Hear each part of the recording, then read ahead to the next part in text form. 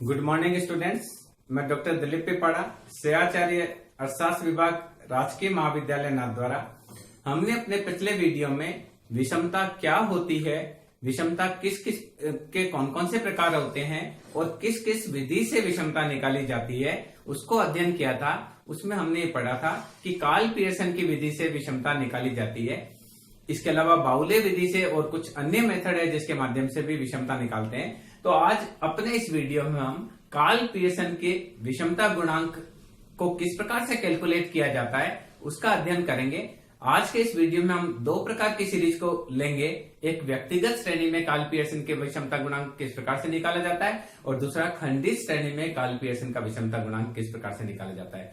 जैसा कि पहले वीडियो में बताया था कि विषमता गुणांक निकालने के लिए x bar minus Z upon standard deviation या 3x bar minus m divided by standard deviation फॉर्मूले का प्रयोग किया जाता है, क्योंकि x बार माइनस जेड बराबर होता है 3x बार माइनस m।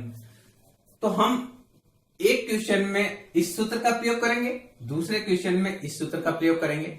हमने यहां देखिए व्यक्तिगत श्रेणी ली है, जहां देखिए हमको सीरियल नंबर दिया हुआ है। सीरियल नंबर 1 2 3 4 5 अप टू 9 दे रखा है और नंबर्स दे रखे हैं 35 25 33 50 37 35 33 35 और 30। तो जैसा हमको आपसे पहले भी हमने यह चर्चा की थी कि अगर व्यक्तिगत श्रेणी हो तो वहां बहुलक निकालना संभव नहीं है। तो इस सूत्र में हम मध्यका के माध्यम से कार्ल पियर्सन का विषमता गुणांक निकालेंगे और अगला जो क्वेश्चन लेंगे हम उसमें बहुलक के माध्यम से भी कार्ल पियर्सन का बहुलक विषमता गुणांक निकालना सीखेंगे। तो सबसे पहले हम इसको क्या करेंगे, सीरियल नंबर में जमाएंगे 1 2 3 4 5 6 7 8 कुल 9 आइटम है। तो देखिए सबसे पहले हमको क्या करना है, आइटम की वैल्यू रखनी है। अब आप इसको असेंडिंग और डिसेंडिंग दोनों ऑर्डर में जमा सकते हैं। सपोज कीजिए सबसे छोटा आइटम लिया हमने 25, उसके बाद है 30, उसके बाद 33 टू टाइम्स है तो 33 हमने ले लिया। उसके बाद 35 यहां पर भी है, यहां पर भी है, यहां पर भी है, तो हमने 35 3 टाइम्स लिखा, 35 35 35। फिर उसके बाद 37 और 50 तो 37 और 50। आप इसको बढ़ते हुए क्रम में भी जमा सकते हैं और घटते हुए क्रम में भी जमा सकते हैं। किसी भी प्रकार से करिए, आपके आंसर पर उसका कोई प्रभाव नहीं पड़ेगा, आंसर सेम ही आएगा। तो सबसे पहले हम क्या करते हैं, मीडियन निकालते हैं। तो मीडियन का फॉर्मूला होता है size of n plus 1/2 item value. यहां देखिए आइटम 9 है तो यहां हो जाएगा 9 प्लस 1/2 यानी 5th आइटम हमारा मीडियन होगा। तो 5th आइटम हमारा क्या है 35, तो मीडियन का मान आ गया 35। तो एक चीज हमने निकाल ली कि हमारा मीडियन है 35। अब देखिए इसके बाद में हम क्या करेंगे, हम एज्यूम मीन मेथड यूज करते हैं। सपोज कीजिए एज्यूम मीन हमारा है 35 से विचलन डेविएशन निकालेंगे dx, यानी हर में से हम 35 को घटाएंगे, यानी 25 में से 35 घटाएंगे तो -10 आएगा। इसी प्रकार 33 में से 35 घटाएंगे तो -2 आएगा। इस प्रकार से करेंगे तो -10 -5 -2 ये 0 ये 0 ये 0 ये +2 ये +15। तो माइनस का 19 आया है, प्लस का 17 आया है, तो बचा -2। अब हमको इसके अलावा क्या चाहिए, एक चाहिए d²x। d² x निकालने के लिए इसका वर्क करेंगे। 10 10 जा 100, 25 2 2 जा 4 2 2 जा 4 0 0 0 2 2 जा 4 और 2 2 5। तो इसका टोटल आया 362। अब हमको चाहिए x बार। x बार निकालने के लिए हमको करना है assume mean plus sigma dx divided by n। क्या करेंगे, assume mean plus sigma dx divided by n। तो एज्यूम मीन हमने माना 35 -2 डिवाइडेड बाय 9, तो हमारा x बार हो जाएगा 34.78। तो सेकंड वैल्यू आई एक्स बार बराबर 34.78। इसी प्रकार से स्टैंडर्ड डेविएशन निकालेंगे। तो स्टैंडर्ड डेविएशन के लिए sigma D square x upon N, ये आपको पहले फॉर्मूला बताया है, सवाल भी कराए हुए हैं, आप दूसरा वीडियो इसके लिए देख सकते हैं स्टैंडर्ड डेविएशन किस प्रकार से निकालते हैं। तो आप ये देखेंगे 362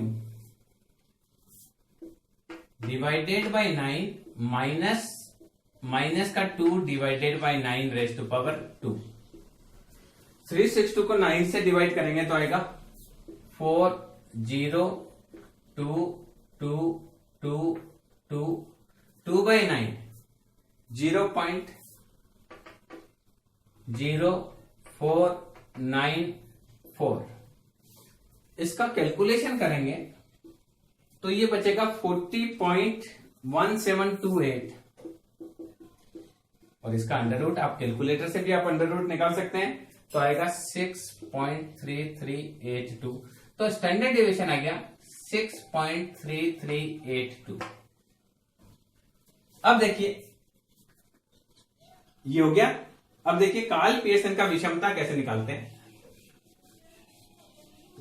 विषमता निकालने के लिए हम करेंगे J बराबर 3x बार माइनस m, ये फॉर्मूला। तो 3x बार का मान है हमारे पास 34.78 माइनस 35 तो आएगा माइनस का 0.66, ये आपका विषमता का मान है।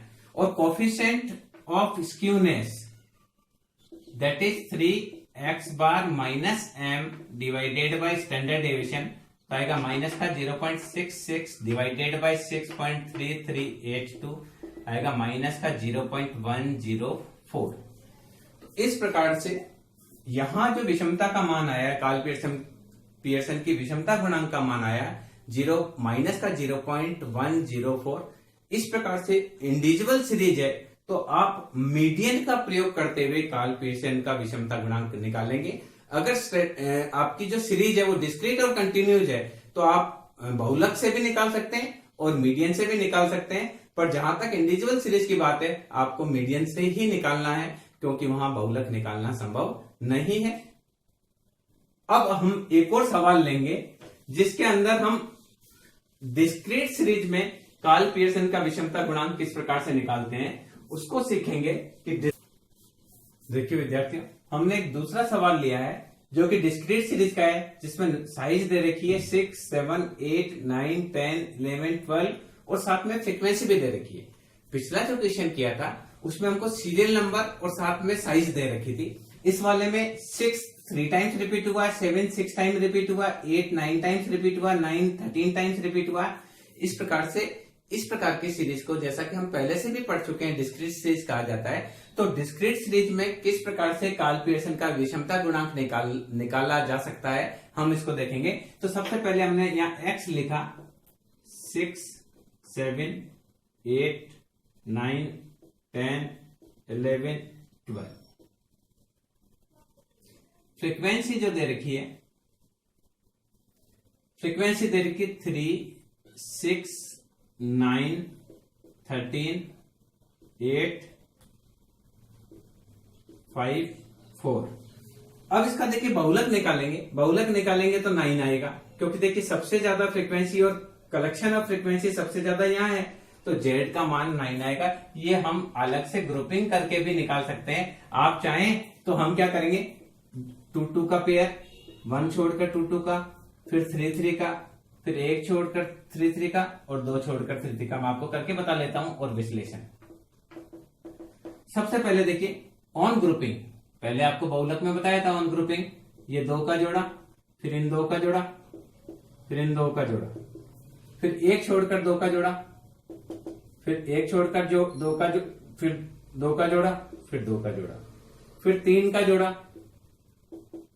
फिर इन 3 का जोड़ा, 1 छोड़कर 3 का जोड़ा, फिर ये 3 का जोड़ा, फिर 2 संख्या छोड़कर 3 का जोड़ा, फिर ये 3 का और एंड में विश्लेषण करें।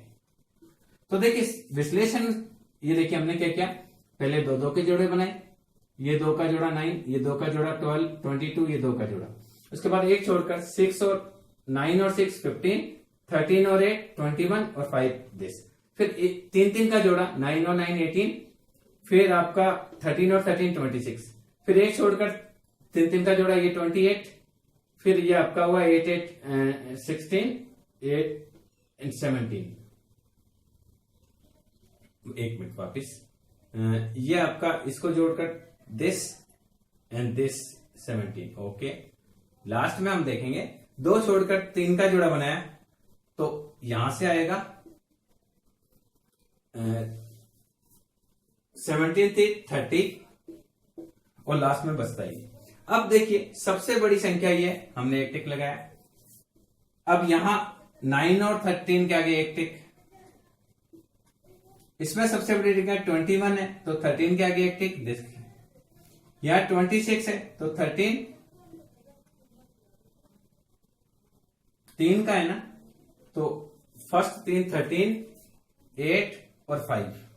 अब 3 का जोड़ा ये है 6 9 13, 6 9 और 13, लास्ट का 13 दिस दिस एंड दिस, तो आया 1 3 6 3 1, यानी 6 के आगे जेड का मान 9 होगा। ये मैंने आपको थोड़ा सा वापस रिपीट किया कि बहुलक किस प्रकार से निकालते हैं, जबकि आपको पहले से ही आता है कि बहुलक किस प्रकार से निकाला जाता है। तो ये हमने पहले बहुलक निकाल लिया, और बहुलक निकालने के लिए हमने क्या करना है, ग्रुपिंग मेथड का प्रयोग करना है। यहाँ डायरेक्ट ही हमको पता चल रहा था कि बहुलक किस प्रकार से निकाल सकते हैं। अब देखिए हम क्या करेंगे, हमने एज्यूमिन माना a बराबर 9 से विचलन,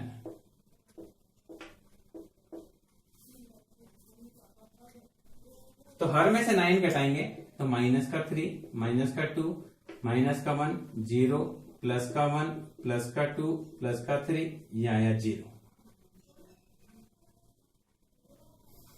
अब आपको चाहिए, ये आपका dx है, आपको चाहिए f dx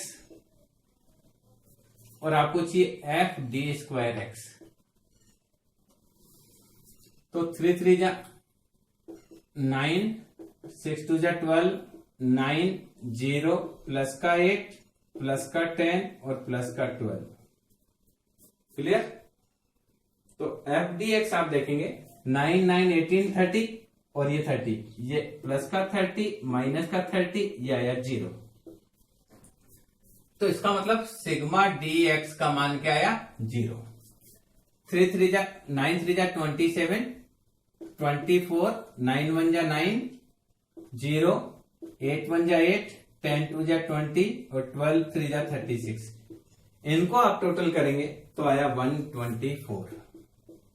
अब देखिए x बार निकालने के लिए क्या करेंगे, assumed mean plus sigma dx divided by n। Assumed mean हमने माना है 9 plus 0 divided by 9 that is 9। इसका मतलब x बार का मान 9 आएगा। स्टैंडर्ड डेविएशन के लिए फॉर्मूला लगेगा sigma D square upon X upon N minus sigma D x upon N. यहां देखिए एक गड़बड़ हुई है, हमको यहां क्या करना है, f का जोड़ लिखना है। f का जोड़ है 48, क्योंकि f होगा तो यहां 48 लिखा जाएगा, रिजल्ट वही रहेगा। डिवाइडेड बाय सिग्मा, यहां फॉर्मूला जो है उस फॉर्मूले में f दिया हुआ है, तो आप यहां पे भी देखिए क्या करेंगे, वापिस x बार assumed mean plus sigma f d x upon sigma f। तो एज्यूमिन आपका है 9 plus 0 divided by 48 that is 9। Standard deviation के लिए फॉर्मूला यूज करेंगे sigma f d square x upon sigma f minus sigma f d x upon sigma f का whole square. तो अभी आपको क्या करना है, 124 divided by 48 minus 0 upon 48 divided by 2, 3 times जाएगा। तो यहां क्या हो जाएगा, 2.5833, 2.5833 और इसका रिजल्ट आएगा आपका 1.6073। तो स्टैंडर्ड डेविएशन का मान आया 1.6073। अब विषमता निकालनी है। विषमता का मान है 3x बार इसमें सीधा आएगा x बार माइनस जेड, तो 9 माइनस 9 विषमता क्या आई 0। और coefficient of skewness x bar minus Z upon standard deviation, तो 9 माइनस 9 1.6073, तो 0 में 1.6073 से डिवाइड करेंगे तो क्या आएगा 0। तो हम कहेंगे कि इस स्थिति में विषमता का अभाव है, अर्थात ये जो बंटन है वो सममित है, क्योंकि विषमता यहाँ क्या आई शून्य आई। पहले हमने जो पहला ही प्रथम वीडियो था उसमें डिस्कस किया था कि अगर शून्य आता है विषमता का मान तो बंटन सममित होगा, और अगर पॉजिटिव या नेगेटिव आता है तो उसमें ऋणात्मक विषमता होगी, और पॉजिटिव वैल्यू आती है तो उसमें धनात्मक विषमता होगी। तो ये जो सवाल है जो कि हमने डिस्क्रीट सीरीज का लिया था उसमें विषमता का अभाव है, ये लिखा जाएगा। Thank you.